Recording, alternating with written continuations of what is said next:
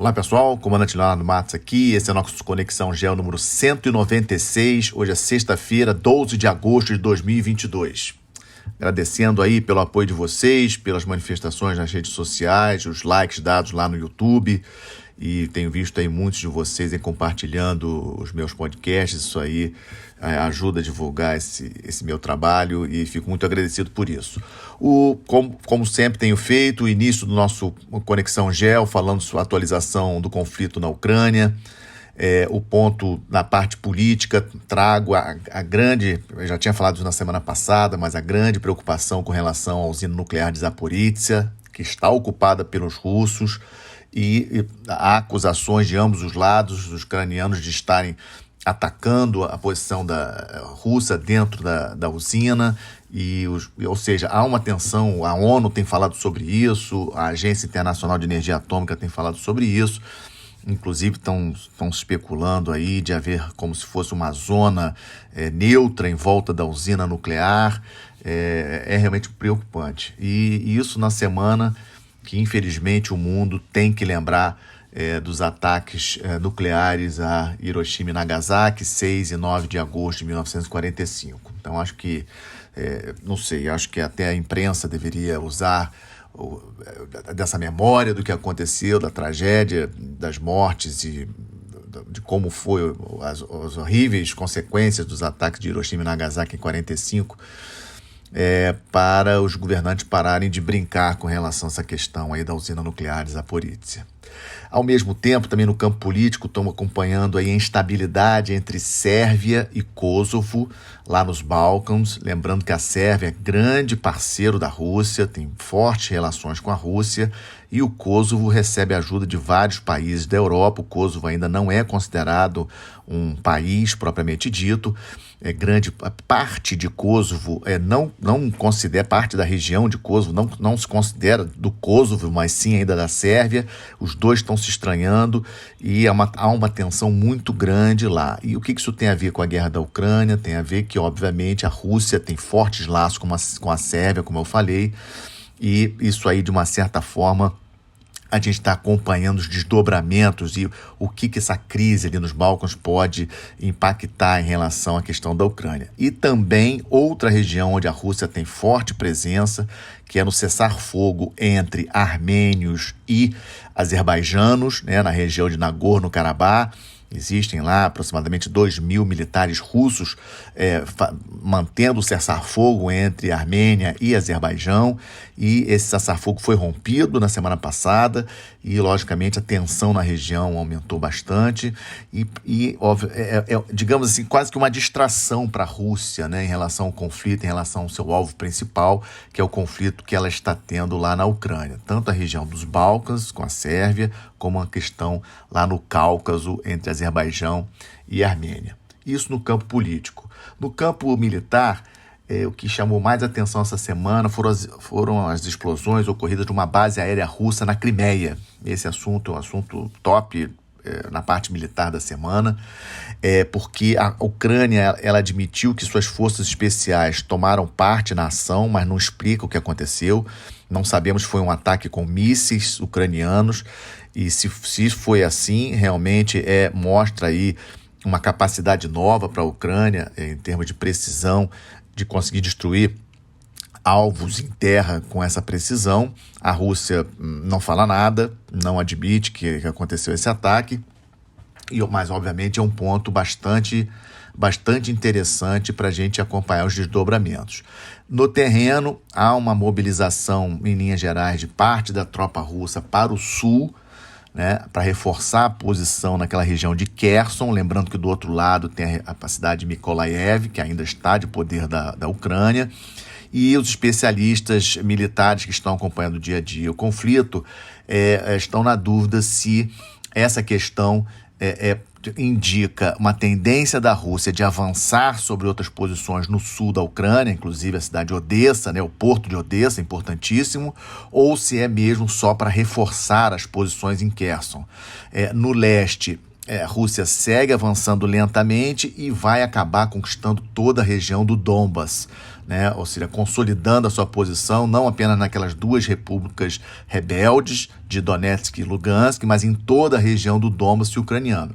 E também estamos de olho na questão do aumento das ações russas para ocupar em definitivo as regiões que ela já conquistou. Emissão de passaportes, reconstrução de casas, tentando fazer eventos para a melhoria da qualidade de vida e até já sinalizando plebiscitos para aquelas regiões deixarem de fazer parte da Ucrânia e fazer parte da Rússia. Isso realmente é preocupante e a gente vai seguir acompanhando. Na parte econômica, Nord Stream 1 continua com aquela limitação de 20%, né, aquele gasoduto que liga a Rússia até a Alemanha.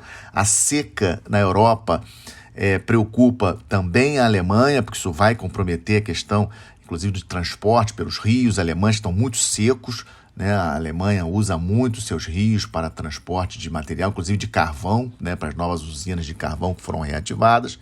E surgiu essa semana também uma notícia interessante de uma construção de gasodutos e oleodutos vindos de Portugal, passando pela Espanha, França e seguindo para o restante da Europa, inclusive para a Alemanha, e Portugal recebendo esse óleo e esse gás de países da África. Também é um dado interessante. Vamos seguir acompanhando, infelizmente é um conflito que não temos como precisar quando que vai acabar.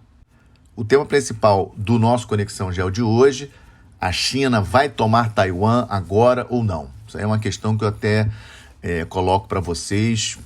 Se vocês fossem o presidente Xi Jinping da China, esse é o momento para invadir Taiwan ou não é o momento para invadir Taiwan? Vamos tentar usar um pouquinho da história, né? O Deng Xiaoping, quando assumiu o poder na China em 1978, a política que ele queria para Taiwan é a política de Hong Kong, né? Um país com dois sistemas, deixaria lá Taiwan ter o seu governo próprio, etc., mas não teria relações exteriores, ou seja, não teria embaixadas em outros países, nem teriam forças armadas. Na verdade, Deng Xiaoping chegou até a aventar a possibilidade de Taiwan ter forças armadas como se fosse uma guarda nacional, etc. E ele achava que os taiwaneses iam aceitar essa situação com a China, mantendo boas relações com Taiwan, e isso foi acontecendo em termos comerciais. A China tem uma forte parceria comercial com Taiwan, e o partido, o Kuomintang, que é um partido em Taiwan que é pró-China, que é ligado à China, os chineses, Pequim foi reforçando os laços com esse partido e reforçando os laços com Taiwan de uma maneira geral. Só que com o evento de Hong Kong em 2019, vocês lembram daqueles protestos em Hong Kong em 2019, quando o governo chinês teve que endurecer as medidas em relação a Hong Kong para debelar aqueles protestos e também prender os líderes, etc. Ou seja, aquela postura mais agressiva de Pequim em relação a Hong Kong levou Taipei e os taiwaneses a se assustarem, e aí o discurso mudou bastante, né? Tem mudado bastante nesses últimos anos em Taiwan. Então é um ponto, essa é a parte histórica da coisa, digamos assim. A polêmica visita da Nancy Pelosi, que nós falamos no podcast da semana passada, de uma certa forma foi um treinamento para a China, né? Serviu como, digamos assim, como desculpa para a China fazer o maior exercício militar em torno de Taiwan da história, com vários lançamentos de mísseis, navios, etc., e pôde favorecer, digamos assim, a estrutura militar chinesa para testar até as defesas taiwanesas, a questão de detecção radar, a questão de comunicações dos taiwaneses, dos militares taiwaneses entre eles, das comunicações militares, que eu estou querendo dizer, né? E essa semana também a China emitiu um paper, né, uma nova política de tratamento com relação a Taiwan, do tema Taiwan, e nesse ponto ela retira o que tinha colocado na última, em que ela não considerava a possibilidade, na última a China não considerava a possibilidade de enviar tropas ou pessoal administrativo para dentro de Taiwan, aquela política que eu tinha explicado do Deng Xiaoping. Isso foi retirado agora. Isso aí já não tem mais, ou seja, a China considera sim, com esse paper ela está praticamente admitindo a possibilidade sim de enviar tropas para retomar Taiwan, como ela mesmo fala. E nesse mesmo paper, a China acusa os Estados Unidos de estar fomentando essa independência, esse pedido de independência de Taiwan da China, que a China não admite. e também esse paper acusa o partido atual da presidente taiwanesa, Tsai Ing-wen, como que puxando, digamos assim, para essa crise que está.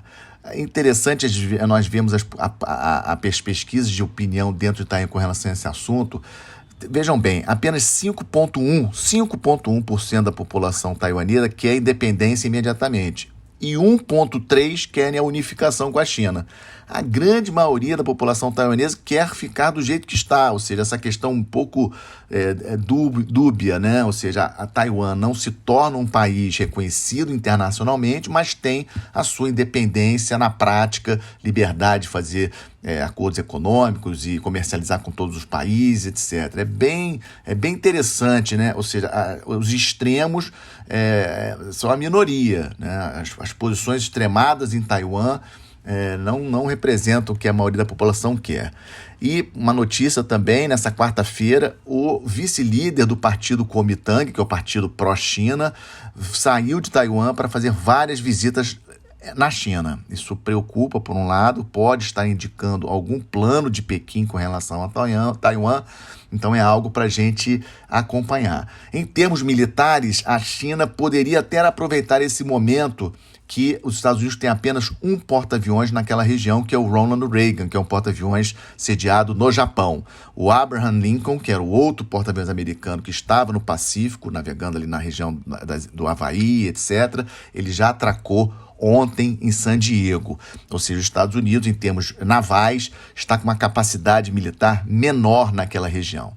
Então, em termos militares, seria assim. Mas, politicamente falando, considerando que o Xi Jinping tem eleições agora, a sua reeleição pelo terceiro mandato agora no final do ano, não sei se valeria a pena para ele arriscar uma tentativa de invasão de Taiwan nesse momento, em razão das perdas que podem acontecer. Talvez o Xi Jinping possa tomar essa decisão após garantir a sua reeleição, porque o fato é, um ataque militar da China a Taiwan tem que ser rápido. A conquista de Taiwan tem que ser uma manobra militar rápida. E para isso ela precisa de um volume militar, um volume de aviões e tropas aerotransportadas e navios, etc., lançamento de mísseis, muito grande, né? E lembrando que a China possui apenas 2 porta-aviões. O terceiro porta-aviões chinês só vai estar operacional 2025, 2026. Então essas são situações, essas são questões aí para vocês pensarem o que vocês acham que vai acontecer, se a China vai invadir Taiwan agora ou se vai esperar mais um tempo, porque quanto mais esperar, mais Taiwan se arma, recebe armamento dos Estados Unidos e se prepara para essa invasão, que eu acho que é uma questão de tempo. Vamos agora para o quadro do Estamos de Olho, né? Mudando de tema, nosso entorno estratégico, rapidinho aqui na região da América do Sul.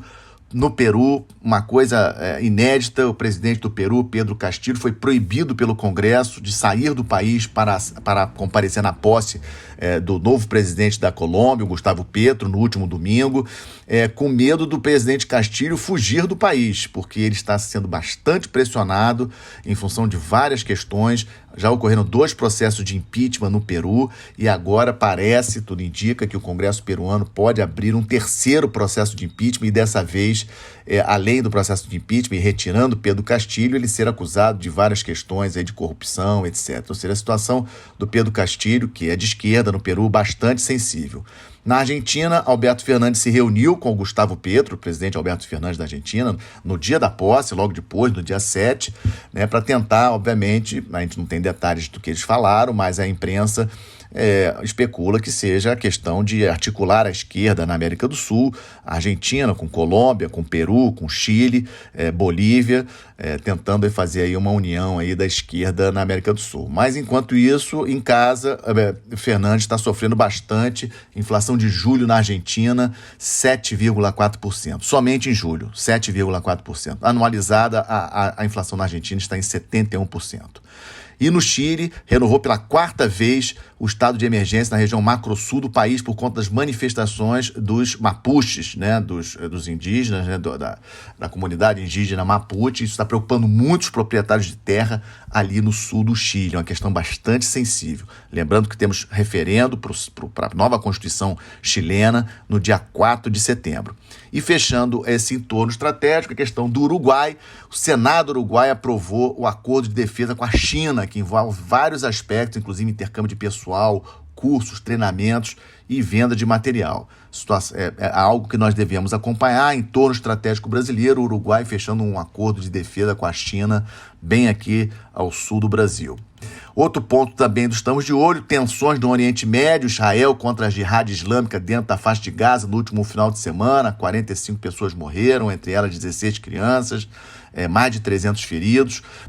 Já teve um cessar-fogo que foi mediado pelo Egito, mas a situação, de uma maneira geral, lá na região, segue tensa. O JCPOA, que é aquela volta do acordo para controlar o programa nuclear iraniano, eu comentei com vocês na semana passada que ele foi retomado, realmente foi retomado, e os países voltaram para casa com uma proposta definitiva aí do acordo na segunda-feira. Estamos aguardando aí novidades, se esse acordo vai sair ou não da retomada do JCPOA, que foi assinado na época do Obama para tentar restringir o programa nuclear iraniano e o Irã chegar a ter arma nuclear. Lembrando que essa questão do Irã tem a ver com a questão do Jihad Islâmica versus Israel, porque a Jihad Islâmica é apoiada fortemente pelo Irã. A gente tem que raciocinar sempre com essas tensões no Oriente Médio, essa briga entre Israel e Irã. Lembrando que Israel também passará por eleições 1º de novembro e Benjamin Netanyahu pode estar voltando como primeiro-ministro. Fechando com as boas notícias, como sempre, estive nessa última quarta-feira fazendo uma palestra sobre geopolítica polar lá no treinamento pré-antártico, no Centro de Adestramento da Marinha, na Marambaia. Esse treinamento pré-antártico acontece todos os anos. Esse ano tinham 70 pesquisadores civis lá, 46 militares. Fiquei muito satisfeito com o evento, vendo a vibração daqueles pesquisadores ali pela presença brasileira na Antártica, a importância do Brasil na Antártica, a importância da Antártica para o Brasil. Gostei muito desse evento e é com ele que eu gostaria de fechar mais esse Conexão Geo, agradecendo sempre o prestígio de vocês, desejando um excelente esse final de semana. Até a próxima sexta-feira. Muito obrigado.